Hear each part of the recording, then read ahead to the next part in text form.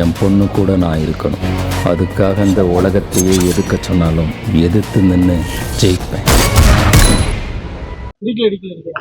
திருச்சி கிழக்கு சட்டமன்றத்தில் மீண்டும் என்னை வேட்பாளராக நிறுத்திய தமிழ்நாட்டினுடைய முதலமைச்சர் அண்ணன் தளபதி அவர்களுக்கு நன்றி செலுத்துகின்றேன்.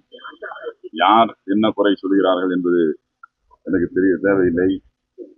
என்னுடைய தொகுதி மக்கள் என் மீது வைத்திருக்கிற அந்த அளவு கடந்த அன்பும் பாசமுமே அந்த பதிலுக்கு அவர்களுக்கு சமர்ப்பிக்கின்றேன்.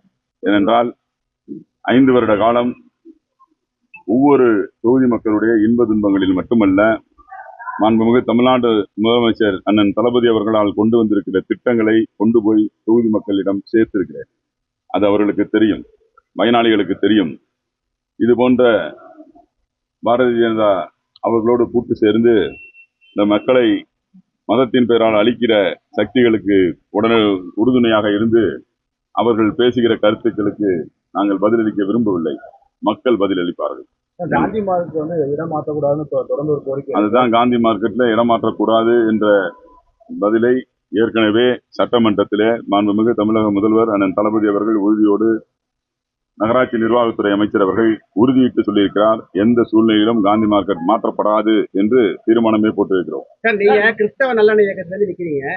விஜய் வந்து இத்தனை வரைக்கும் விஜய்னு சொன்னவர் எலெக்ஷன்ல நிக்கிறவனோட ஜோசப் விஜய்னு சொல்லியிருக்காரு. நான் திராவிட முன்னேற்ற கழகத்தின் சார்பில் நிற்கிறேன்.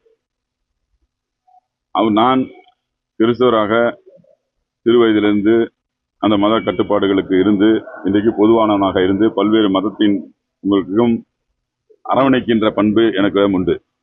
திடீரென்று நான் கிறிஸ்தவராக மாறியதில்லை. இதுவரைக்கும் அவர் விஜய் என்று சொல்லியிருக்கிறார், இப்போது ஜோசப் விஜய் என்று சொல்லியிருக்கிறார் என்பதை குறிப்பிட்டு நீங்கள் பேசுகிறீர்கள். மக்கள் தீர்வு செய்வார். நான் 1 லட்சம் வாக்குகள் வித்தியாசத்தில் வெற்றி பெறுவேன் என்று உறுதியிட்டு சொல்லுகிறேன்.